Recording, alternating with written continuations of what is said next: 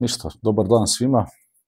Prije svega želim bi čestitati svima, barem čula koji slavite.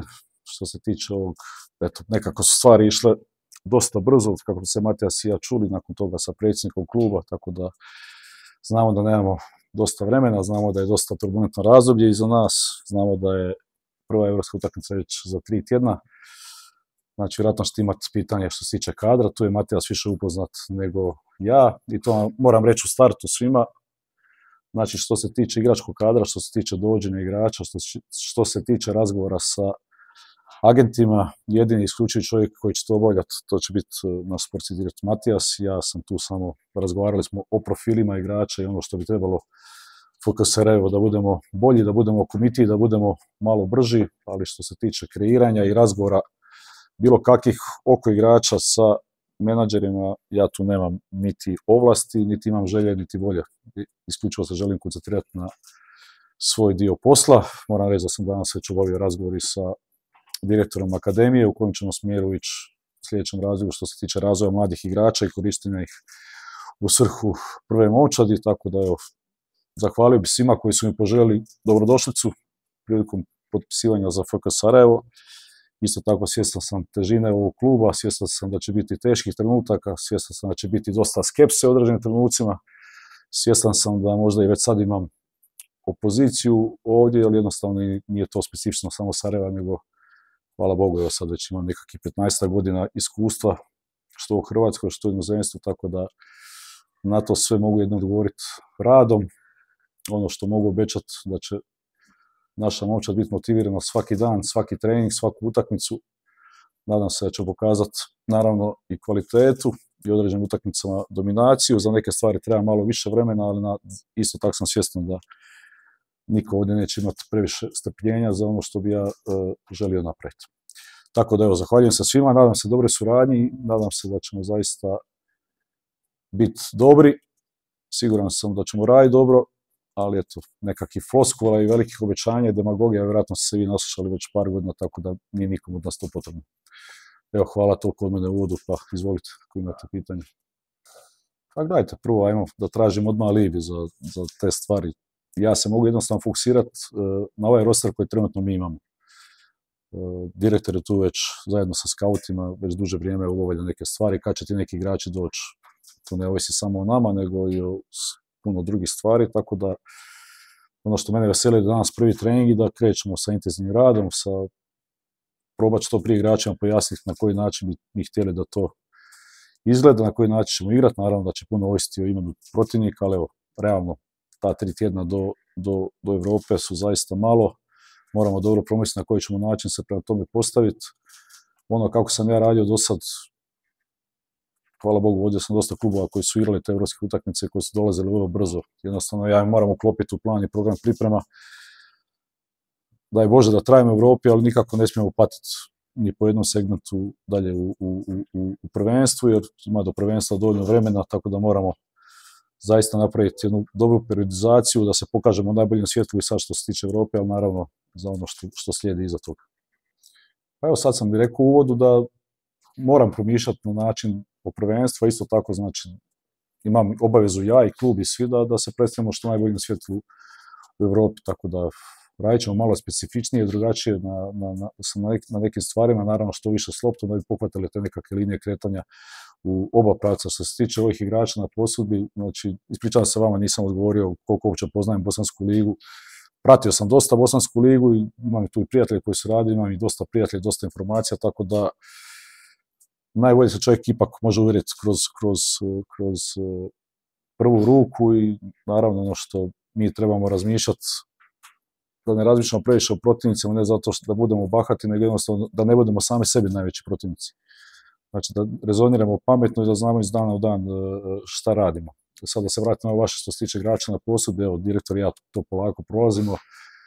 Neki igrači su već sad vraćeni, neke igrače smo priključili iz akademije, to će biti pozvano, neki ljudi će još iz akademije što se tiče mog stožera raditi s nama i tu smo u razgovoru, kažem opet malo je vremena, ja sam ovdje od 3 dana, već 3 dana intenzivnih razgovora, ima puno stvari za rješavanje, tako da bit ćete pravovremeni obavješteni što se tiče tih igrača na posudbi. Neki igrači su recimo posuđeni do januara, tako da će biti kakve mogućnosti njihovog povratka sad u ovom trenutku. A gledajte, razgovarali smo, dosta sam ja pratio njihove momčadi treninski kad su igrali ovdje, oni su bili dosta dominantni u njihovom tom razdoblju. A gledajte, svako mi može meni dati milion savjeta, ali jednostavno moram sam to sve osjetiti, moram sam povući potezima, na kraju krajeva ja sam i najodgovornija osoba i tako treba biti.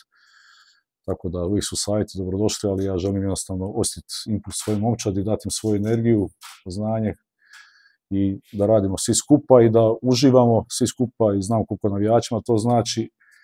Pa ja jednostavno uživam u nogometu, to moram naučiti svoji igrači i kad patiš i kad su teški trenuci, kad je velik pritisak, jednostavno sve je to sastavni dio nogometa i sastavni dio našeg života.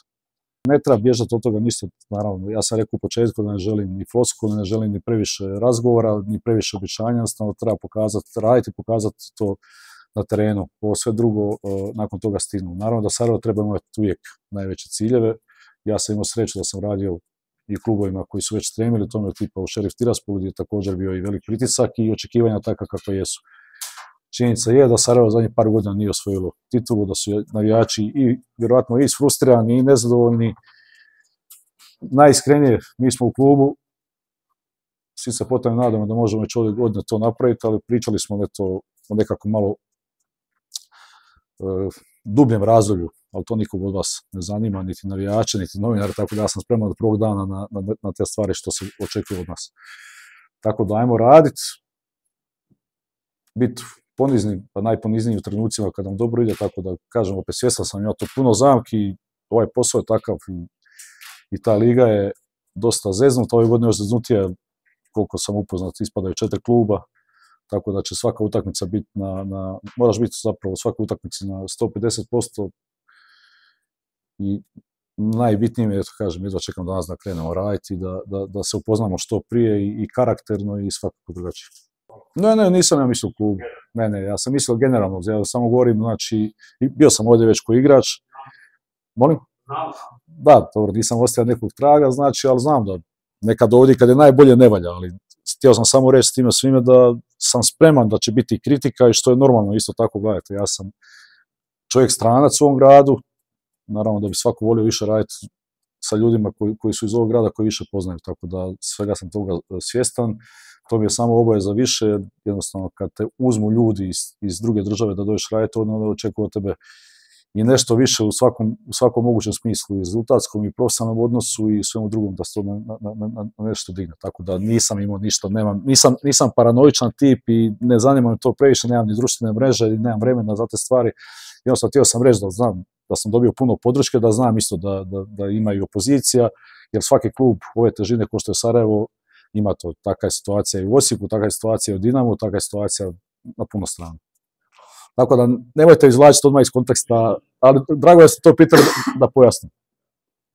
Ma nemam ja nikakvu želju, sad imam želju početi raditi danas pa onda da vidimo gdje smo, šta smo i kako smo, ali naravno isto tako mislim da mi nemamo razloga podcjenjivati niti jednog protivnika, ali nažalost kroz povijest nisu bosanski klubovi osim Zrinjskog imali neke zapačene rezultate u Europi, isto tako, sad ste spomenuli taj Torpedo, ja sam isto igrao protiv tih gruzijskih momčadi, tako da ima tu dosta zeznutih ekipa, ali kažem opet, ajmo sad, barem da ovih tjedan dana odradim najsvježije i najhladnije glave što mogu, pa ću onda vidjeti kad dobijemo ime protivnika šta i kako.